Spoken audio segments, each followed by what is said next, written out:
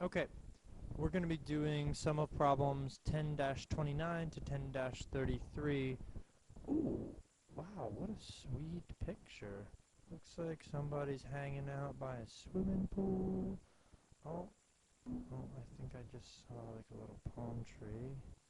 Ooh, what a beautiful palm tree. Wow, they're next to the swimming pool. Oh, what are they reading? Oh my gosh, that's an Algebra 1 book. What a beautiful picture of summer. I can't wait. Problem 30. Not too much to do here. Things are already factored out for us. Um, all we really have to do is find the thing that will make 1. In other words, what is on top of the same thing. And in this case, it's 2x minus 5 and 2x minus 5. So we'll get 10, 3x minus 1 on top, 4x plus 1, x plus 7. And now don't forget at the very end, 10 over 4 will simplify to 5 over 2. So I'm just going to erase them and make them 5 over 2. Sweet. Okay, number 30D. I just did, I think, 30A, yes. I skipped B and C.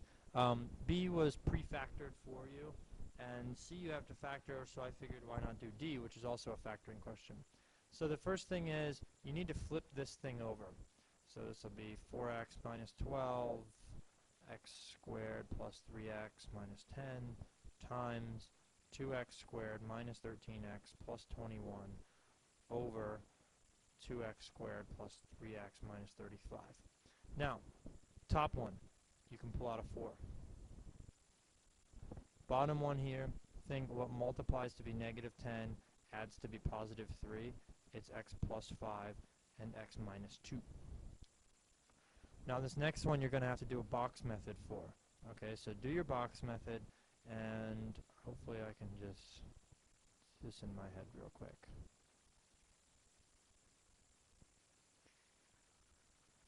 Maybe not. Okay, I think I got it.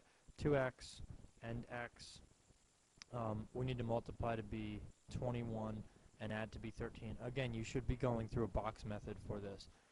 It'll be negative 7 and negative 3, and it has to be 2x minus 7 times x minus 3. When you multiply it all the way out, you'll see why. The bottom one, factor again. I'll just give you the factoring though. It's 2x and x. You should know how the way I'm doing 2x and x there, 2x squared.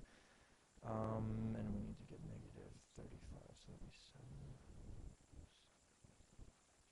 Okay, positive 5, because that'll create 10x, and then minus 7, 10x minus 7, actually positive 3.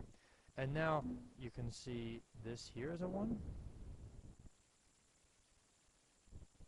And I think that's about it. Yep. So it'll be 4 times x minus 3 squared over x minus 2 times x plus 5. Whoa, the screen just shifted. X plus 5 squared. I know that's kind of ugly, but you'll get over it. X minus 3 squared on top, x minus 2 times x plus 5 squared on the bottom. 31. This is a little bit of a review. We're looking for a line parallel to this line, and it has to go through this point. So parallel to this line, the slope would have to be negative 1/3. So now y equals mx plus b, because we're going to try to find b. We'll put negative 1 in for y. M is negative 1/3. X is 9. And notice that we never once even cared about this 5. Because parallel to this line, that just tells us slope. So we don't even care about the 5. So go back down here, put the b. This will be 1/3 of 9 is negative 3. So negative 1 equals negative 3 plus b. Add 3 to both sides, you get 2 equals b. So here's our slope. So now our equation would be y equals negative 1/3 x plus 2. And people are going to come in the room in a second. 32, it starts at 2 and goes down 2 over 3. It's less than, it's not or equal to, because it's a dotted line, so that should be your equation. 33. If Jessica has 3 fewer candies than twice Dante, so twice Dante, 3 fewer. that's going to be Jessica.